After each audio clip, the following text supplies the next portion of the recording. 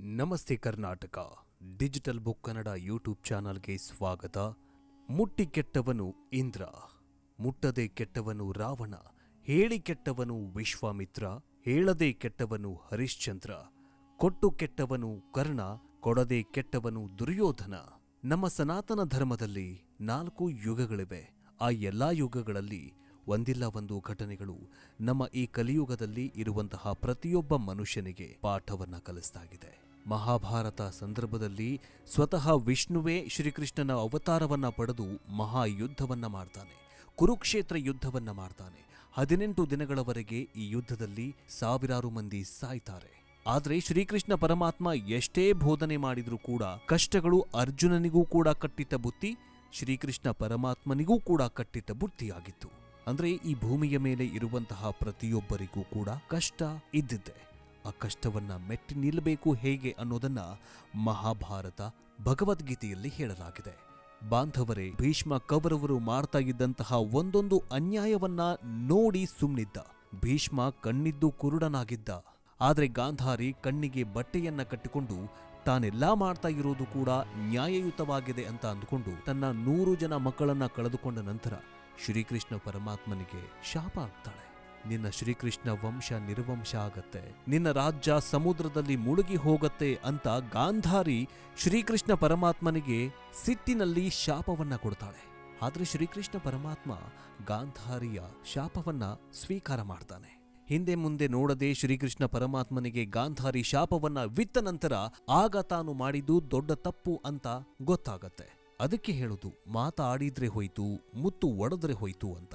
ಈ ಭಗವದ್ಗೀತೆಯಲ್ಲಿ ಇರುವಂತಹ ಒಂದೊಂದು ಅಧ್ಯಾಯಗಳು, ಒಂದೊಂದು ಶ್ಲೋಕಗಳು, ಒಂದೊಂದು ವಾಕ್ಯ, ಒಂದೊಂದು ಪದಗಳು ಈ ಮನುಷ್ಯನ ಜೀವನವನ್ನ ಪಾವನ ಮಾಡತ್ತೆ. ಆದರೆ ಇತ್ತೀಚಿನ ದಿನಗಳಲ್ಲಿ ಈ ಮಹಾಭಾರತ, ಈ ಭಗವದ್ಗೀತೆ ಸುಳ್ಳು ಅನ್ನುವಂತಹ ಜನರು ಕೂಡ ಇದ್ದಾರೆ.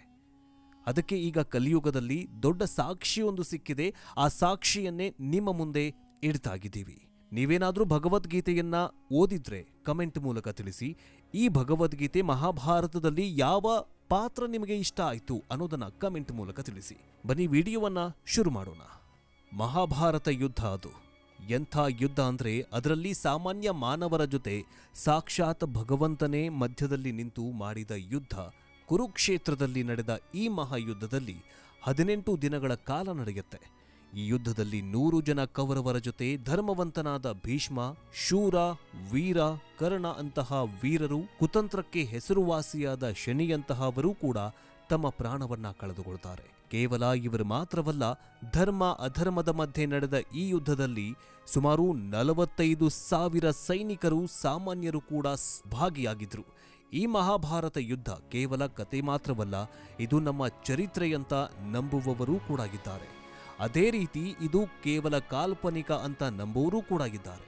ಈ ಯುದ್ಧ ಯಾವಾಗ ನಡೆಯಿತು ಅಂದ್ರೆ ಸರಿಸುಮಾರು 5,000 ವರ್ಷಗಳ ಹಿಂದೆ ಈ ಮಹಾಭಾರತ ಯುದ್ಧ ನಡೆದಿತ್ತು. ಈ ವಿಷಯ ಭಗವದ್ಗೀತೆಯಲ್ಲಿ ಇದೆ. ಪಂಚಪಾಂಡವರಲ್ಲಿ ಒಬ್ಬರಾದ ಅರ್ಜುನ ಈ ಯುದ್ಧದಲ್ಲಿ ಹೋಗುವ ಮುಂಚೆ ರಥಸಾರಥಿಯಾದ ಕೃಷ್ಣನ ಜೊತೆ ತನ್ನ ಆಲೋಚನೆಗಳನ್ನ, ಧರ್ಮ ಸಂದೇಶಗಳನ್ನ ಹಂಚಿಕೊಳ್ತಾನೆ. ಅಷ್ಟಕ್ಕೂ ಈ ಯುದ್ಧವನ್ನ ಯಾಕೆ ಮಾಡಬೇಕು, ತಮ್ಮ ನೈತಿಕ ಜವಾಬ್ದಾರಿಗಳೇನು, ಇಂತಹ ಅರ್ಜುನನ ಪ್ರಶ್ನೆಗಳಿಗೆ ಶ್ರೀಕೃಷ್ಣ ಪರಮಾತ್ಮ ಉತ್ತರ ಕೊಡ್ತಾನೆ. ಈ ರೀತಿ ಇವರ ಮಧ್ಯೆ ನಡೆದ ಸಂಭಾಷಣೆಯನ್ನ ಒಂದು ಕಥೆಯಾಗಿ ಹೇಳಲಾಗಿದೆ. ಅದೇ ಭಗವದ್ಗೀತೆ. ಒಂದು ವೇಳೆ ಮಹಾಭಾರತ ಯುದ್ಧ ನಡೆದಿಲ್ಲ ಅಂದಿದ್ರೆ ಈ ಭಗವದ್ಗೀತೆನೇ ಇರ್ತಾ ಇರಲಿಲ್ಲ. ಭಗವದ್ಗೀತೆ ಇದೆಯಂದ್ರೆ ಮಹಾಭಾರತ ನಡೆದಿದೆಯಂತಾನೆ ಅಲ್ವಾ? ಅಂದ್ರೆ ಇದು ಕಥೆಯಲ್ಲ, ಇದು ನಮ್ಮ ಚರಿತ್ರೆ. ಭಗವದ್ಗೀತೆಯಲ್ಲಿ ಕುರುಕ್ಷೇತ್ರದಲ್ಲಿ ನಡೆದ ಮಹಾಭಾರತದ ಯುದ್ಧ ಪ್ರಾರಂಭದಿಂದ ಕೊನೆವರೆಗೂ ಹೇಗೆ ನಡೀತು ಅಂತ ವಿವರಿಸಲಾಗಿದೆ. ಇದರಲ್ಲಿ 10 ಲಕ್ಷಕ್ಕಿಂತ ಹೆಚ್ಚು ಶ್ಲೋಕಗಳು, 18 ಅಧ್ಯಾಯಗಳು ಇವೆ.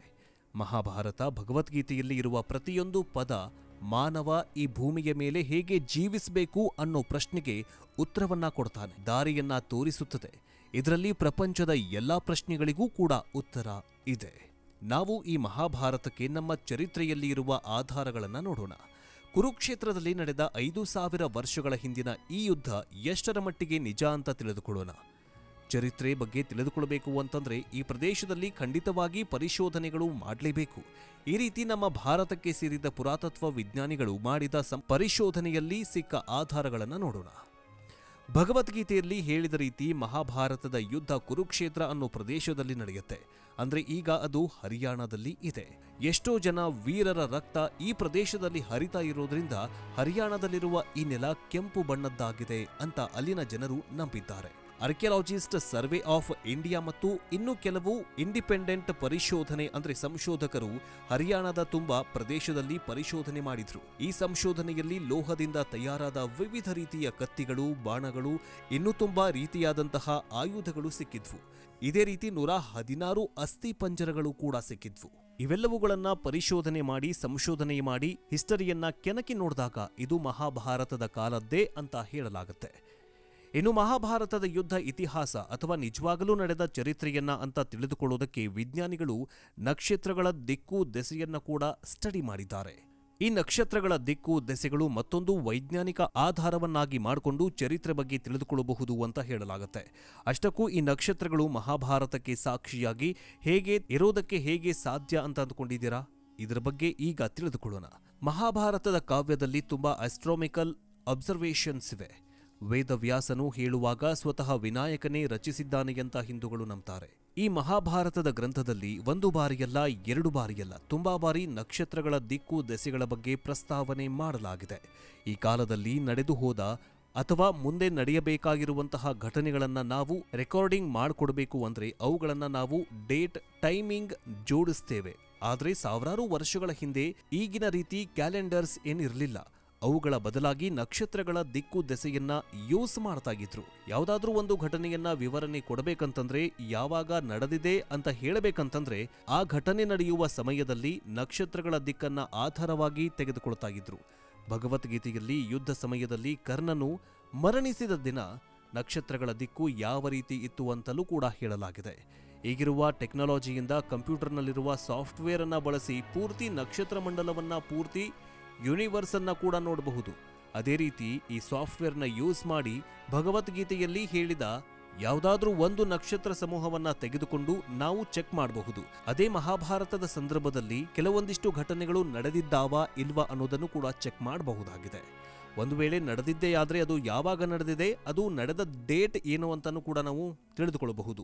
ವಿಜ್ಞಾನಿಗಳ ಈ ಸ್ಟಿಮ್ಯುಲೇಷನ್ ಅನ್ನ ಬಳಸಿ ಮಹಾಭಾರತದಲ್ಲಿ ಬರೆದಿರುವ ನಕ್ಷತ್ರ ಪುಂಜಗಳ ಪೊಸಿಷನ್ ಅನ್ನ ಕೂಡ ಚೆಕ್ ಮಾಡಿದ್ದಾರೆ.